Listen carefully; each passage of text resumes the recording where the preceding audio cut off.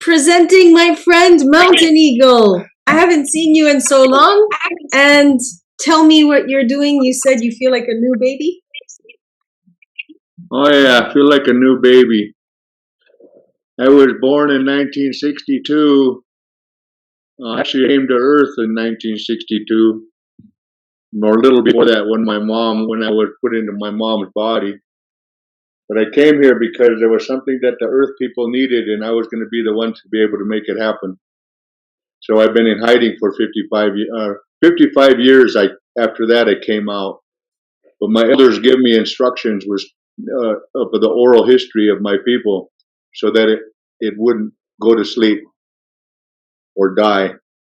So when I met you guys a long time ago, and I know you guys are galactic people because I only meet people like myself. And when I was told not to say anything, when I met you guys, I only disclosed so much because I was wanting to share with the world what it was they needed to know about themselves and about us. But I couldn't really come out completely because in my territory here, the European people that came to our country, they were looking to get rid of the heart of the people, and that's our oral history. So they killed us up to the 1960s. Even we were still being killed like jackrabbits. So after 1962, when I came to Earth, came out of my mom's body and came to Earth, I already knew everything that I know and what I was supposed to do, and with love. And when I started to grow up and walk and talk, I talked with my elders and everybody, and they told me that I'm just like the old people, the ancestors, but I'm not supposed to tell anybody anything because the heart assassins were still looking for us. So, very vital for me to reach the future, which is now. And that's why I kind of mentioned to you in the beginning here when we were just talking about having to be silent this whole time. But now that the old people said to me, don't say nothing until you get to the future. And I said, when's that going to be? And they said, you'll know. You'll know. And so now here I am. The future has come. I've made it. I've survived. Nobody hardly in my tribe knows our culture anymore. They all want to just adopt Indian ways, which, we're not Indian. When Columbus came to this continent, in his journal, he called us Indio. And that, I guess in Latin means one with God. So, yes. So I understand my place here on Earth. And when I met you guys, it was really interesting because the Galactic people, the Federation, I remember when I was, because we Washo recognize reincarnation. We've been here for generations, 10,000 years. And we get to choose what we want to do after every life. So after we pass through one life, we get to come back what we want. And so for me, it must be a very interesting thing because I've been told I've been here 567 times. And so this story that I'm going to tell you here about me was, I remember being in space, the stars and the planets and everything all around me. And I'm just like a silhouette of a person. And all of a sudden I look down and there's a little tiny blue planet down there. And I hear people talking, but I really wasn't listening to them because it's impolite to listen to other people's conversation when they're not talking to you.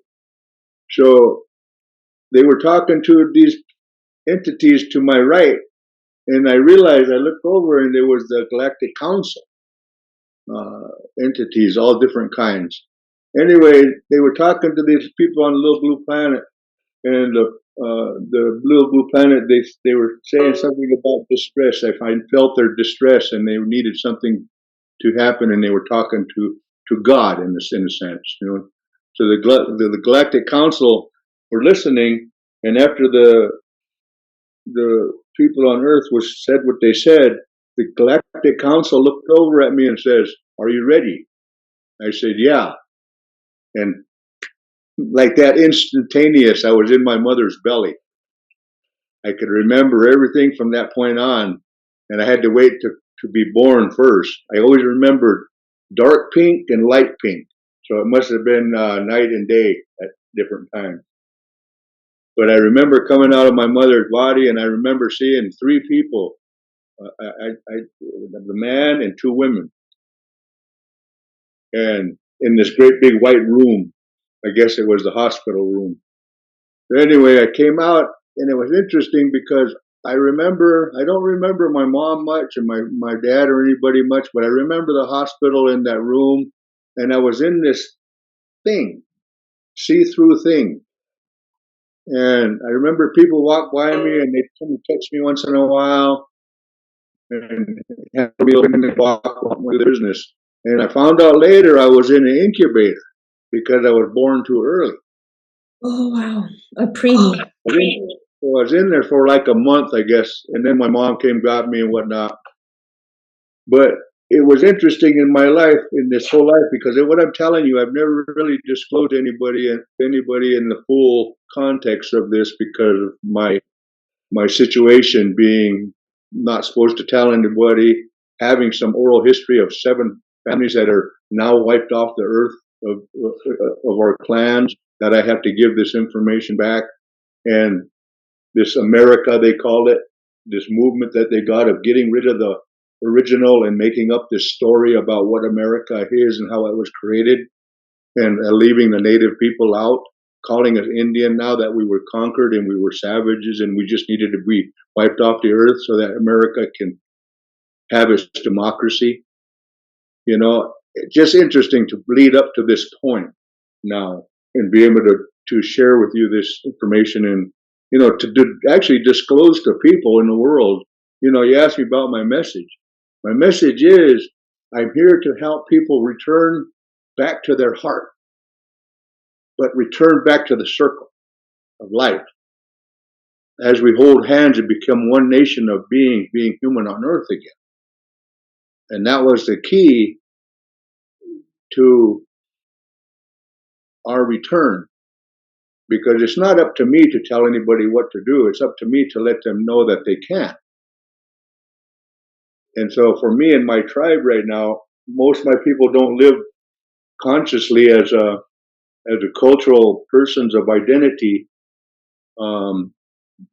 They live as an Indian being conquered, and they're all on welfare, and they live under a constitutional governing system that makes us slaves in our own system, underneath the federal government of the United States. And so for me, consciousness means everything you've been told, you can read between the lines when you can tell the difference between truth and a lie. But the truth in our heart is everlasting, eternal. It's a heart memory. And so for me, I always tell people nowadays, I said, you know, everybody always wants to say they're conscious. Everybody always wants to say they're woke. My people say we can't live that way no more. We have to live the way that it is now, because we can't fight this system that is so large that, you know, something could happen. In other words, they're all living in fear. But for me, the bottom line is, when you're thinking about consciousness, I think about it this way. Everybody in the world today calls each other dude. And they're getting worse. Back when I was younger, it was either bro or man, you know, when they would say something to somebody. But now the word is dude. And do you know, I've asked many people what the definition for dude is, and some people think it's friend or bro or man. It's not. The word dude the description of it is one infected hair on an elephant's butt. Wow. So everybody that's calling each other dude, they don't realize that people that want to have population control and want to control the world, as long as you're calling each other dude, they don't have to worry about you because you're of low consciousness. That makes sense. You know, so for me to live in such a consciousness of my own, of a message that I'm supposed to bring, is the hardest thing you can do, because I've grown up here not wanting people to see me, when even my own family tells me, you got to tell people who you are. You have to do what you're supposed to do. You have to let people know. No, I can't. I can't. So now all these years I was living that opposite life, that nobody would see me, cussing and drinking and doing all the wrong bad things, all the wrong things. But inside my heart, I knew I was going to come out one day, because my old people said I was. So now that I'm coming out, my own people and my own family said, oh, we never saw you do that before. You were never like that. Yeah, I was a pretty good general in my own army of survival. And so now that I've survived, now it's the time for us to really think about,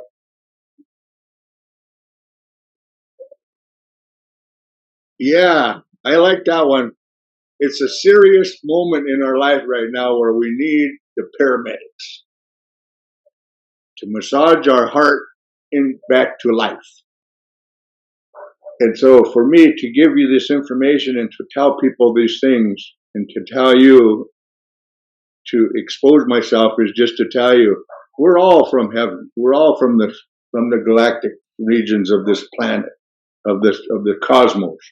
And we've all come here to Earth to experience love, to experience how we love and what we do when we love, and to have an eternal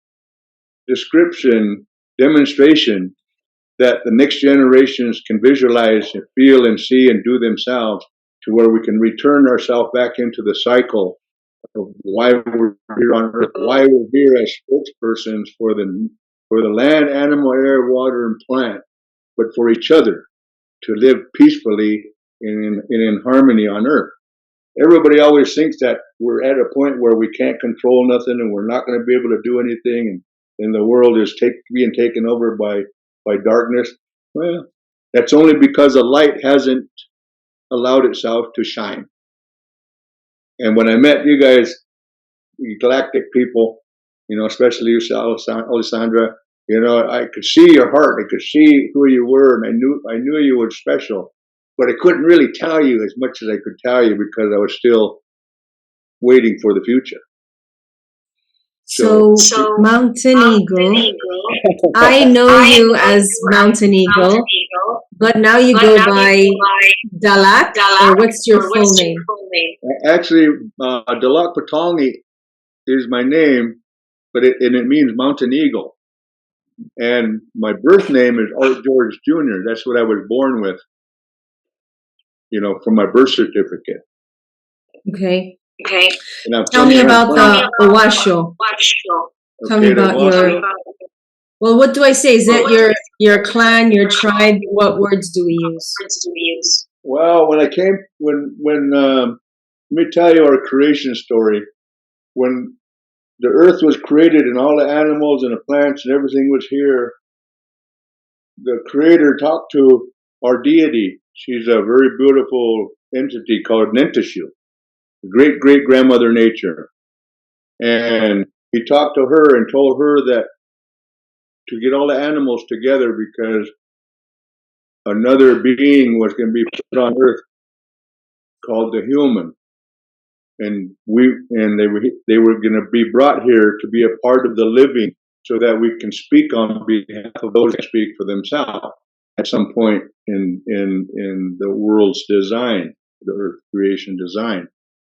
And so when our people were brought here by Coyote in a willow basket, all the animals circled up at Lake Tahoe. I live over in Lake Tahoe, Nevada, in California.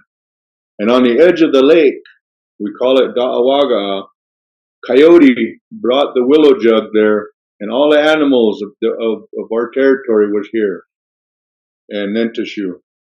And when they opened up the willow jug, all the Washo people came out, and we were hovering above the ground. We never had any hands and feet. And so the grandmother Nenteshu says, we need to give these people hands and feet so they can live on earth with us. And so Coyote and Lizard had a little battle, a skirmish. Coyote wanted us to have feet like him so they can run fast and dig holes. Dig holes real fast. But Lizard spoke up and he said, no, give them hands and feet like me so they can do things for themselves. So in our creation story, we got hands and feet like the lizard.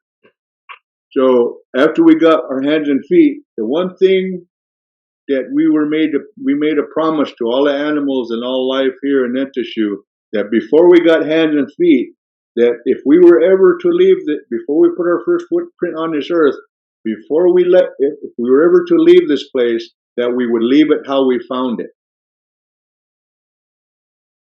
So it was so pristine and so in harmony and balance back then that we look about it now, and I think my job is going to be really hard because we've made such a mess of our earth, you know. But I think about it this way. Oh well, let me finish the Washishu. But oh my God, I figured people were going to try to call me right when I'm talking. So anyway, after we got hands and feet, each animal took us to a different area and told us instructions on how to live. So some of us are bear clan, some of us are eagle clan, some of us are deer clan, some of us are, fish clan, some people are rabbit clan, So we all have different clans, and we live in different places in our territory, 5,500,000 acres. Now, we're one people, but we're all different because we're not the same. Each clan is a different animal. Let's keep it as that. And so we live in our different territories, and we're called Washishu. And the name Washishu means land, animal, air, water, and plant, and people. It means us all. Wait, can you say that again so I can write it down? Plant, animal, say it slowly. Okay, Washishu means land, air, water, plant, animal, and people. Okay. Wow. That means all of us. But any tribe in the North Continent here, you'll find out that all the ones that I've ever met, that their name refers to the people, all of us, meaning everything on earth. So nowadays they call us Washo, and when you call us a Washo, it singularizes you and makes you think only for yourself. And when you think of Washishu, you base all your decisions and all your thinking on everybody, on everything. So what we do as a Washishu affects everything. What we do as a Washo is very important, because when we make decisions for ourselves, we don't know who's being affected by what the decision that we made. I have a question for you. When I first met you, and I'm telling everybody, we were at a David Miller conference. He was channeling galactic beings, Arcturians. I remember meeting you, and I remember saying, I know you. And I had a flash of you as a chief with red feathers, and I knew you. So do you remember a life that we had together? Oh, yeah. Yep, I sure do. And I'm glad you told me that, because I've been trying to stay hidden. And sometimes when we meet up with those that we've had contact with in one of our lives in this galactic experience, that it kind of made me feel good inside, but made me afraid, because I didn't know if anybody else could see me. And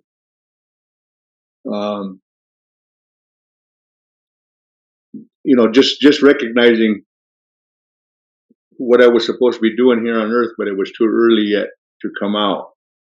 Yes, because I think we met at about 2011 or 2012, which is more than a decade ago.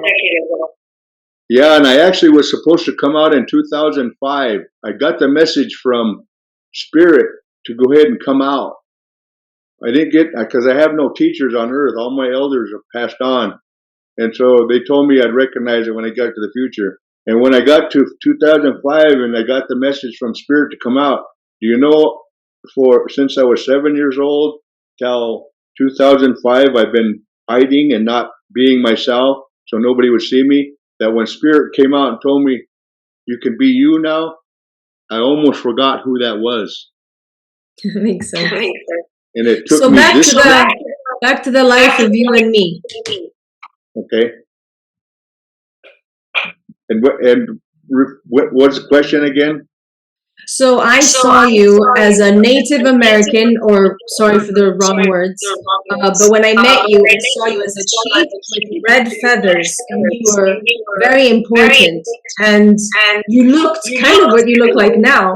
And so when I first met you, I said, "Oh, you're famous." I get that all the time.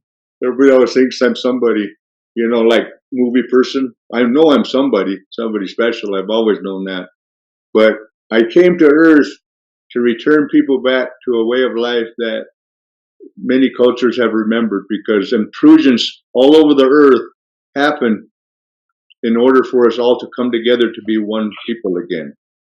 Because when everybody came to this continent, we now have all the royal bloodlines of the world here.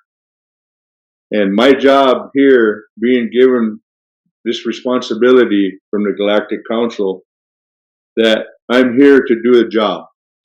And my experience right now, in talking with you and what you said then at that meeting when we met, that I am very special. And I'm not no great big medicine man. I'm not no spiritual hero or all these kinds of things people want to talk about. I'm just a being human on earth that loves everything. I want to live in love. I want to live life in love, but I want everybody else to be happy. So as long as there's no happiness on earth, I got a job to do. So my job is to... Who were you in that lifetime that I saw you? As that sheep. I'm the future. Because the red feathers mean, there was a prophet here one time. His name was Wovoka. And he was a Paiute prophet. And when the Lakota, the Sioux people, battled with Custer, the United States Cavalry, and beat Custer, nobody knew what to do, because we natives had finally got back our land through battle. But the native people were not united like with the people. We're united through God, through the Spirit, through the Creator, through nature. So every one of our identities is the same, but we don't talk together. I mean, some tribes have communication, but we don't have this unification. And so when we didn't know what to do after we beat the United States in battle through the Lakotas, so a period of time, everybody went to sleep. Our culture went to sleep. And then Wovoka came. He was a Paiute prophet. He went to heaven and came back and said that the Creator told him for us to paint our faces red, all of us, and hold hands in round dance. And this will unify the people again, and we will begin to live on earth again. And when he came back and told this prophecy, the United States government got afraid of it because it was uniting the people. They seen the people holding hands and dancing.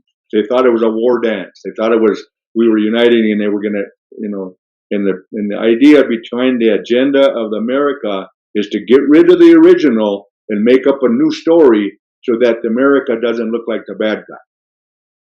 The agenda is to take over all the resources and devour everything and not think about the animals and the plants and the air and the water, but just to commodify everything, even people, like they do at the black market for people's bodies and stuff. You know, we're more valuable.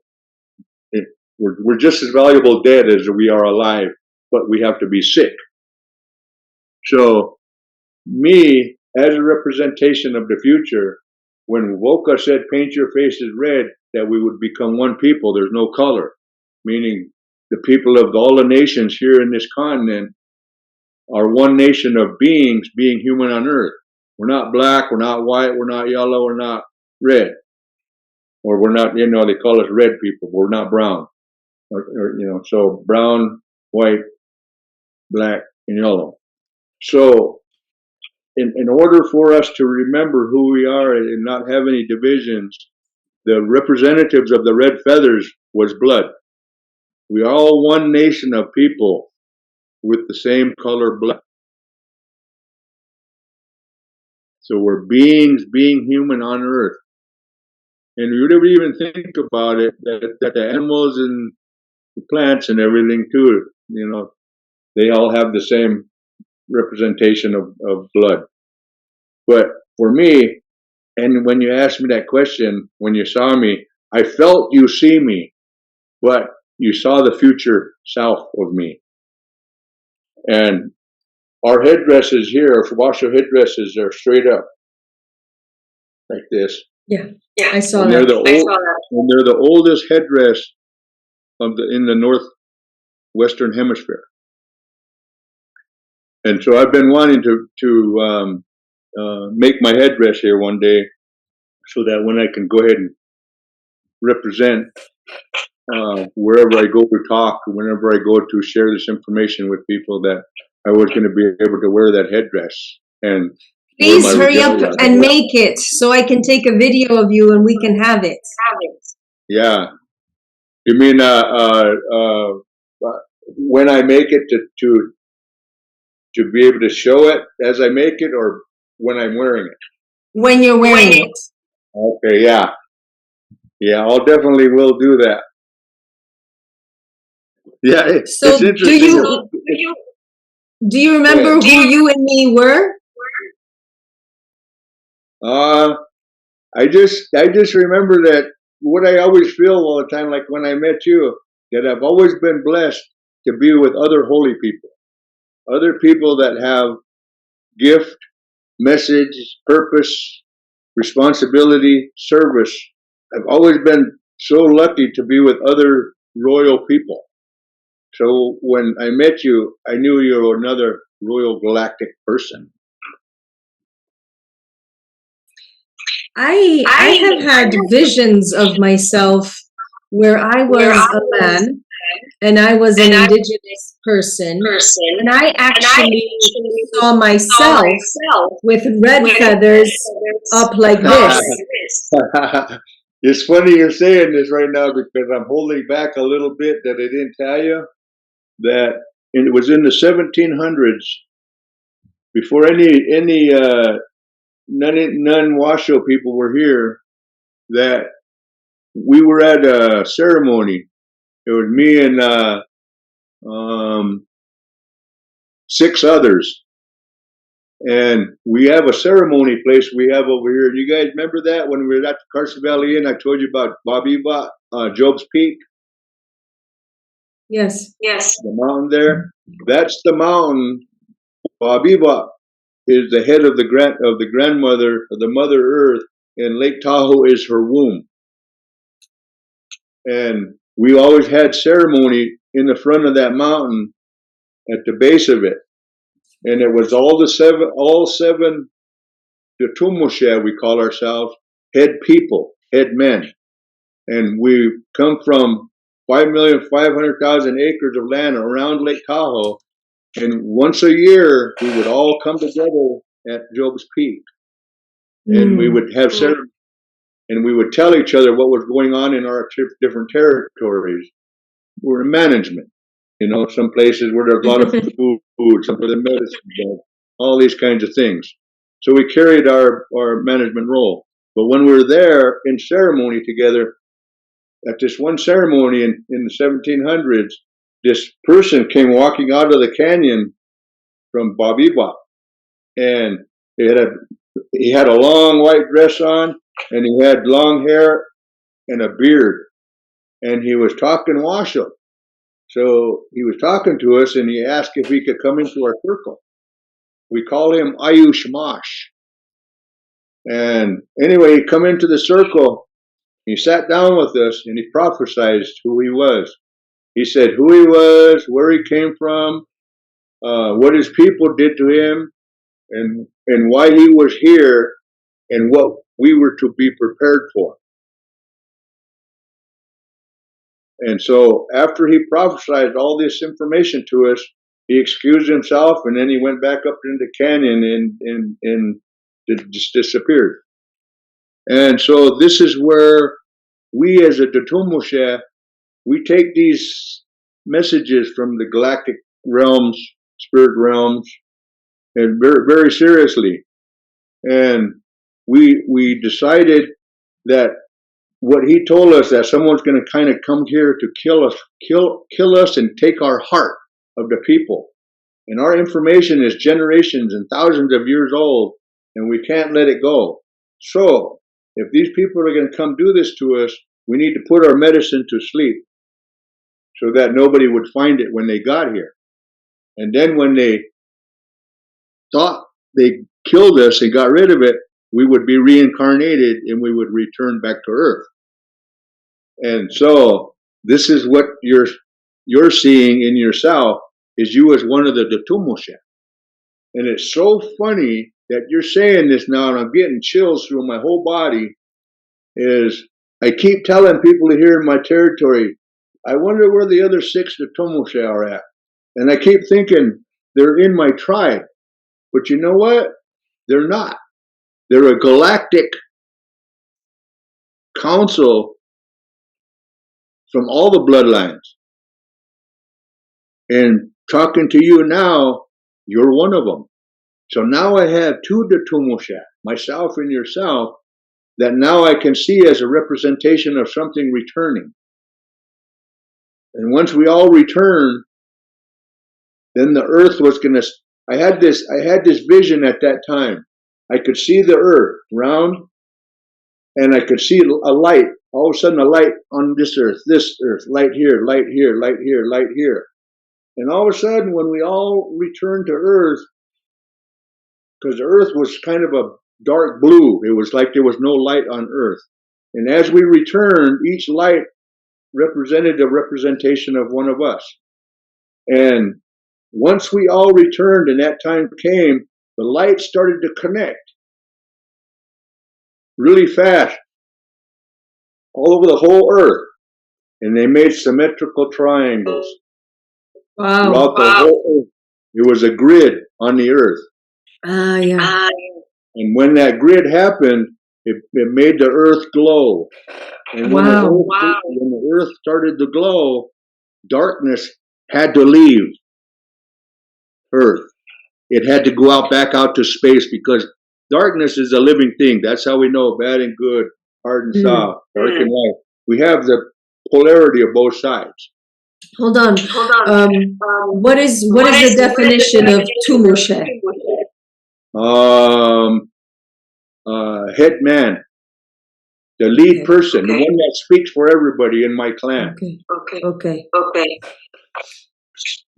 So now that grid had happened and everything had started to glow again, in my heart, I knew that was the message in which Ayush Mash gave us. That the people that were here to kill us off were part of the darkness that was trying to get rid of the true identity.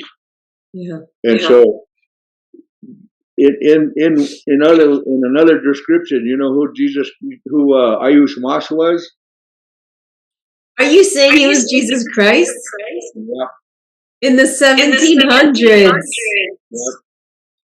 Wait, what was his name? What was the name for you? We call him Ayush Mash.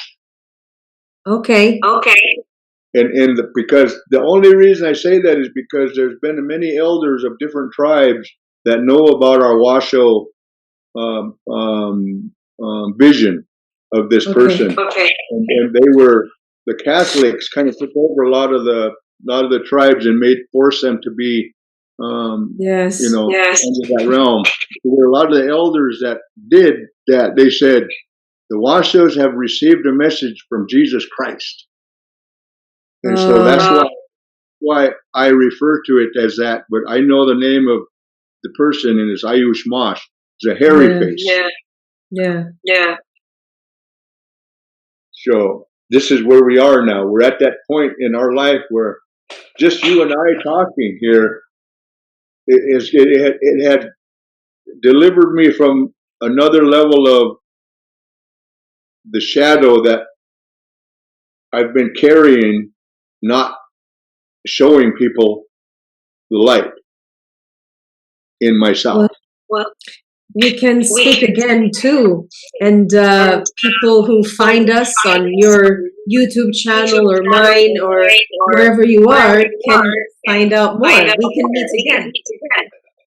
Yeah, and then we can also it's kind of what you say now. It reminds me of what steps was it going to take in order for those other 5 other Tumusha to complete our circle. How are we going to reach them when they could be a black person, they could be an Oriental person, when they could be a Euro-American person from some place, you know? How are we going to reach them if we don't have them? We send out the signal. We can even do a meeting about it like this, and it's starting right now. And you know, if we're meant to find each other, which we will, then it happens. Now, with this internet and technology thing, which is really bad and also really good, does bring people together.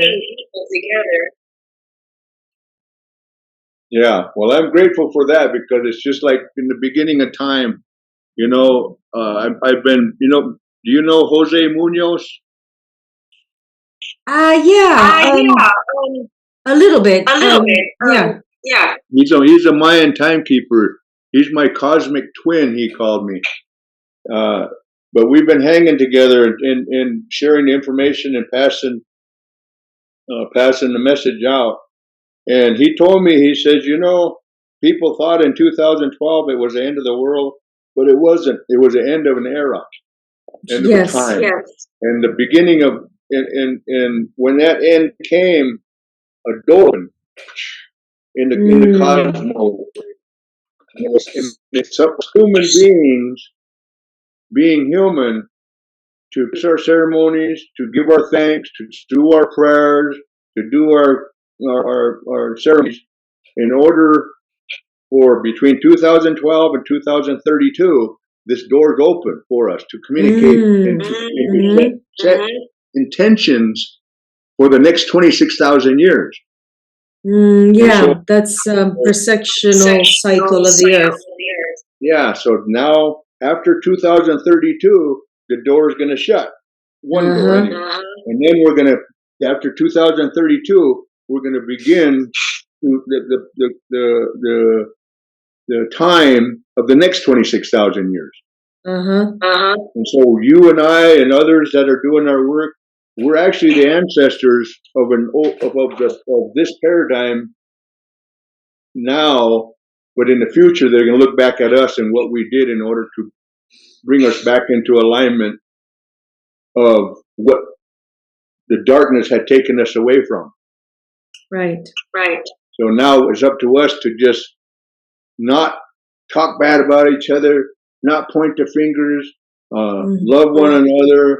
No discrimination, but love the kids and love our old people, love the animals, and get ourselves back into alignment of love. That's going to begin the next 26,000 years for the future generations. Yeah. Yes. So it was so funny one time. I don't know if I could tell you this. No, it's a kind of a long story, but it just had to do with one time I thought I knew what I was talking about, and I was saying something about what happened to us and how we got here. And back then I was like 21, 22, and I was talking to this elder, and he was like 90. And when I got done talking, he looked at me and said, "How do you know?" And I said, "Well, I heard." And he laughed, because what I was saying might have been true, but the reason behind why we're here is not about pointing the fingers and looking at what it was in the past that had happened, but to look into our heart and remember what it is we're supposed to be doing, and then bringing that out so that the future can come and allow people to live in harmony again, live with each other again, as we were as the beginning of time.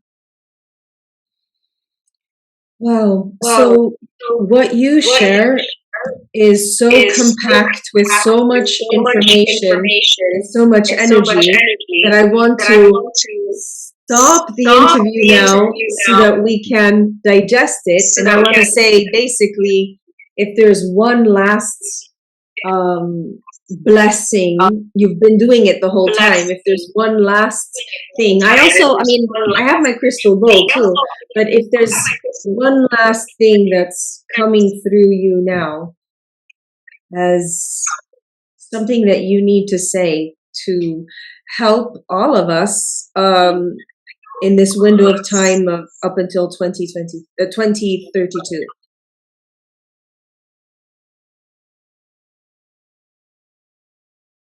One last message, yeah.